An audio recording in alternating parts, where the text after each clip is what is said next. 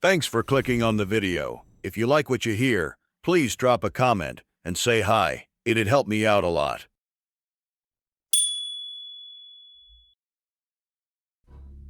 The lights in the chamber dimmed the way only truth could. High above the main floor of the Galactic Council, the inner rotunda glowed with quiet tension.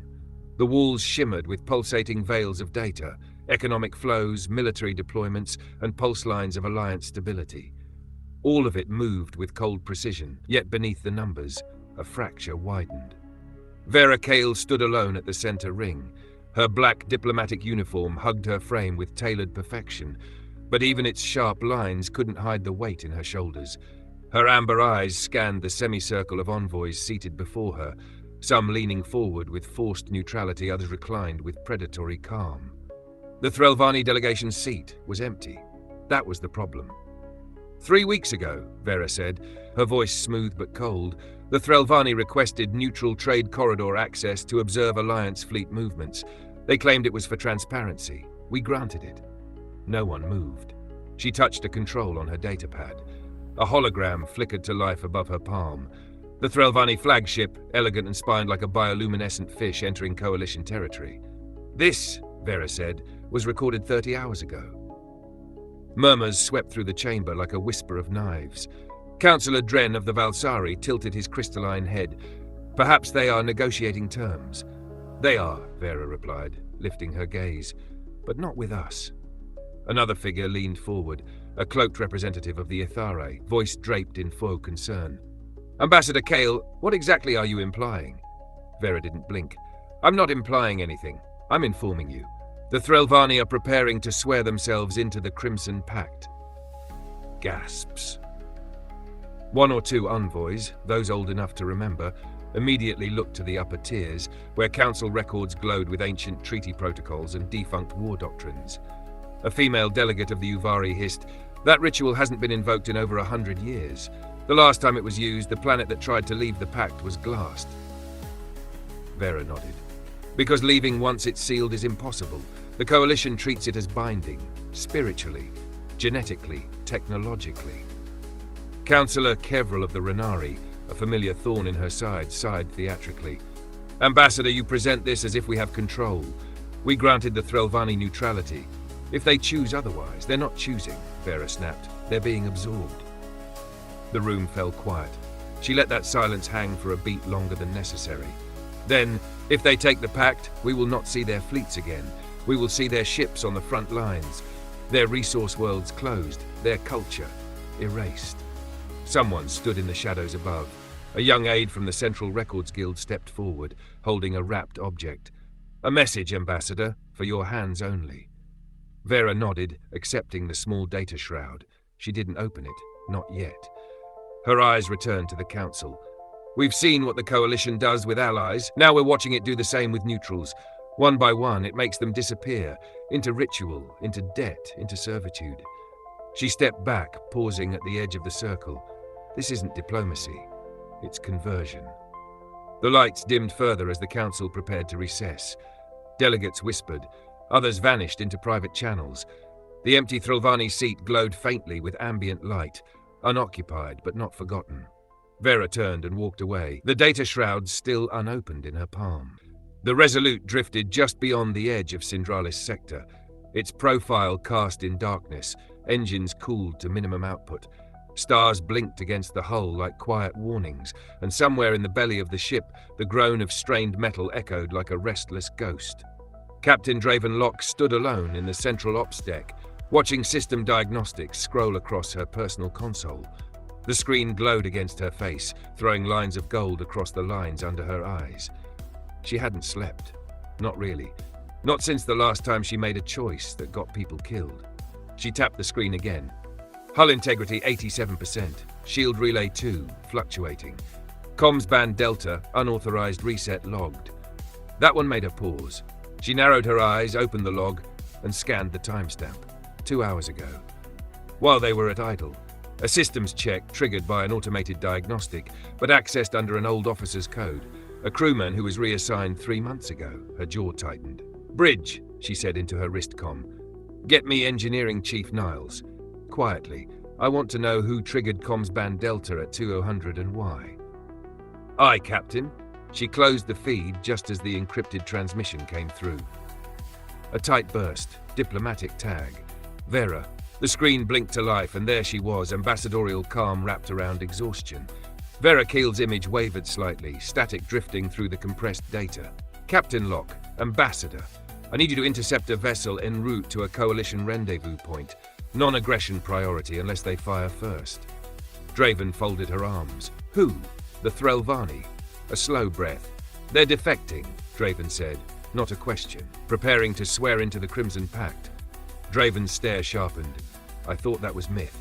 It's not, and they're close to sealing it. We have a narrow window to stop it. Is this a capture mission? No, this is containment. We don't let the ritual complete.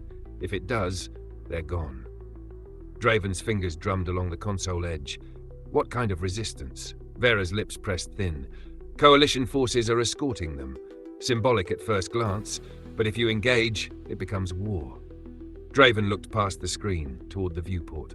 She could see her crew beyond the glass. Maintenance teams, junior officers, new recruits, all of them running on a threadbare ship patched with urgency and spit.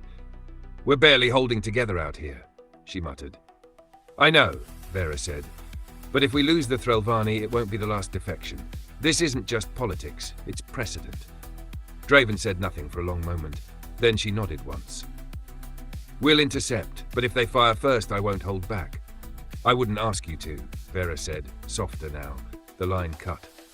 Draven turned away from the console and activated the tactical map. A crimson-red marker blinked slowly in the upper left quadrant. Coalition ritual beacon, estimated coordinates. She narrowed her eyes. Niles to Ops, came a voice over comms. Go ahead. Confirmed unauthorized access. Trace to Deck 6, secondary signal routing. Someone rerouted our diagnostics loop through inactive comms arrays. Draven's brow furrowed. Tampering? Could be, but if it is, it's subtle. Could have gone unnoticed for months. She closed her eyes briefly, then opened them. Lock down that deck. Quietly. If this ship has ghosts, I want them flushed out before we light up anyone else. Aye, Captain. Draven stared at the blinking coordinates one more time. Time to move. The shuttle bucked hard as it passed through the ion-distorted atmosphere of Miridon 8, a minor relay world that barely made it onto star charts. Officially, it was a refueling station. Unofficially, it was a digital graveyard, one of the dozens of places across the fringe where lost transmissions came to die. Rowan Vale sat strapped in near the forward bay, her helmet resting on her lap, fingers drumming on the side of her rifle. She didn't like backwater assignments. Not because they were quiet, but because they were never just quiet. Atmospheric readings are spiking, the pilot muttered over the comms. Comms static is thick. You'll be lucky if your earpiece works once you're down there. Rowan smirked under her breath. Wouldn't be the worst part of the mission. The shuttle touched down on a wind-swept plateau of dull, copper-colored rock. An aging signal tower stood crooked in the distance, wrapped in abandoned scaffolding and cracked sensor dishes. Half the place looked like it hadn't seen use in years. The ramp hissed open and Rowan stepped into the cold wind. A thin mist clung to the ground, tinged with electric static that danced across her boots. Her HUD flickered as she moved forward, just a blink, then steady again. Behind her, 2 recon specialists from the Alliance's signal division followed with scanners and disruptor packs. Neither spoke. Stay tight, Rowan said. I want this done in one pass. They breached the relay facility's entrance through a cracked maintenance hatch. The interior smelled of ion grease and decay, its walls lined with dead consoles and disconnected power cores. As they swept through the first floor, the only sounds were echoing footsteps and the distant hum of dormant machinery. Then music. Rowan froze. It wasn't real music, not melody, not structure. It was a low looping hum, almost ritualistic, like a chant processed through static. It pulsed through the walls. What the hell is that? One of the techs whispered. Rowan signaled for silence and moved forward, following the source. The signal grew louder as they descended into the sub-level, through rusted blast doors and cracked stone corridors. There, in the darkness of the old comms chamber, they found it. A single orb-like relay pod glowing faint red, connected to long-forgotten cables that pulsed like veins. The pod floated above a circular dais marked with ancient etchings, patterns too ornate for this century, and definitely not Coalition-made. Rowan approached slowly, lifting her flashlight. The carvings shimmered under the beam. "Commander," one of the techs said, breath hitching, "this isn't in our archive. It's older, pre-unification, possibly Earth origin." Rowan knelt beside the orb, watching it pulse. Every few seconds, a soft signal burst escaped, barely perceptible unless you knew to listen. And layered within the data, words, fragmented, garbled, but unmistakable. Pact, fire, join, witness. The orb shifted, revealing something embedded in its base. Rowan brushed the dust away and uncovered a half-buried insignia, human, etched in weathered brass. Her eyes narrowed. "Get it out," she said, "securely. Don't connect it to anything until we're off this rock." "What do you think it is?" a tech asked. Rowan stood slowly, eyes locked on the carvings. "A warning," she said, or maybe, she looked back at the orb, pulsing in the dark. A memory. The Resolute emerged from slipspace above a crimson gas giant, its atmosphere swirling in violent bands of rust and ember. A red aurora danced at the planet's poles, shimmering like blood beneath lightning-veined storms. Orbiting just beyond the planet's magnetosphere was the target. A single vessel, Threlvani make, drifting near a ring of black satellite pylons. Each pylon pulsed in eerie rhythm, alive, ancient, and undeniably deliberate. "This is it," Alvarez said, adjusting the optics. "That's the ritual formation. Signals already active. They've begun." Draven stood at the command platform, arms behind her back, eyes fixed on the holographic projection of the scene. The Threlvani ship was slender, organic in shape, its surface flowing like cooled glass. It bore no weapons, no shields, but it glowed with ritual energy, its engines aligned with the pylons in a perfect orbit. Around the formation, 3 Coalition warships held position, not in attack posture but in protective orbit, like bodyguards at a sacred rite. "Any hails?" Draven asked. Alvarez nodded grimly. "They acknowledge but don't respond. The Threlvani vessel transmits only one phrase, looping in both their language and ours." He tapped a key. The words came through the bridge speakers. "Witness our binding. Chaos no longer divides us." Commander Harris approached from the side. "This is bigger than a defection. This is ceremony." Draven's jaw clenched, and once it completes, they're lost. She paced forward, staring at the red-lit tactical map. Every part of her training screamed to strike now, before the pact finalized, before those Coalition ships moved. But another part remembered what Vera said. Firing on a ritual, attacking a cultural rite, risking the fragile alliances they were barely holding together. "Prep all rail platforms," she ordered. "Target the pylons, not the Threlvani ship. I want precision strikes only. We need to break the orbit pattern, not start a war." Harris hesitated. "What if they return fire? Then we end it." Outside the viewport, the orbit tightened. The Threlvani vessel emitted a new glow, bright red spiraling across its hull like liquid circuitry. Symbols formed, projected in mid-space from the satellite pylons. They resembled nothing known in current databases, except for one. A symbol recently recovered from a forgotten world, on a brass plate. Draven's eyes narrowed. "Open comms. One channel. Uncoded." Alvarez blinked. "Captain?" "Do it." The bridge went quiet. Draven stepped to the front, her voice firm, even as the moment trembled. "To the Threlvani delegation, you are moments away from sealing a pact that cannot be undone. I am not here to threaten you. I am here to remind you. No power worth joining demands silence first." No response. The ritual pulse increased. "Fire," she said. The Resolute's main guns ignited, targeting the closest pylon with surgical precision. The blast severed the orbital arc, scattering the formation. The Threlvani ship shuddered violently but remained intact. The Coalition escorts powered weapons but didn't move. The ritual halted, incomplete, interrupted. A gamble, on the edge of war. Draven exhaled slowly as warning lights dimmed. "Hold position," she said. "Let's see who moves first." No one did. Not yet. But the red glow from the Threlvani ship flickered, as if something ancient had been paused. Not broken, just waiting. The library vault beneath the Ukari archives was sealed behind 12 layers of obsolete protocol, each one more forgotten than the last. Access had to be done manually. No council clearance, no diplomatic keys, just old hands and older trust. Vera Kael walked in silence through the vault's narrow corridor, flanked by walls of glowing text inscribed on vertical light slates. The air smelled of ion-treated parchment and stone cooled by centuries. It was quiet, but not dead. More like something ancient still breathed here, low and patient. At the center of the chamber stood a single figure, tall, robed in deep blue, back to her as he scrolled through a flickering display of symbols not seen in centuries. The historian turned as she entered, an Ithari male with grey skin and silver-ringed eyes. His face was long and thoughtful, marred by faint glyphs etched into his flesh, a ritual mark of memory preservation among his people. "You kept the appointment," he said without turning fully. "I always do," Vera replied, stepping into the pale light. "You're early." "They're already using it." That made him stop. "The Crimson Pact?" he asked, voice suddenly low. "Yes," she said. "They're enacting it again. The Threlvani are at the threshold." He motioned to the table in front of him, where a brass relic glowed softly, the same one Rowan had recovered. Vera placed it beside a matching piece already laid out, a broken half of the same seal. "Rowan Vale found this on Miradon 8, she said. "Your file said the symbol predated the Coalition." "It does," he confirmed, "by centuries." Vera's eyes locked on his. "Then tell me who invented it." The historian exhaled. He picked up the older half of the brass seal and turned it slowly in his palm.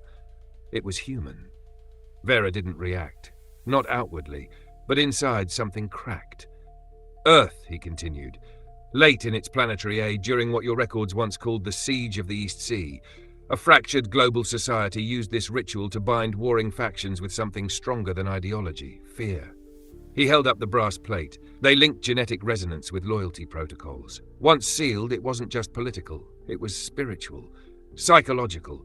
Entire generations born under it would see breaking the pact as an act of self-erasure. Vera's voice dropped to a whisper. "And the Coalition found it?"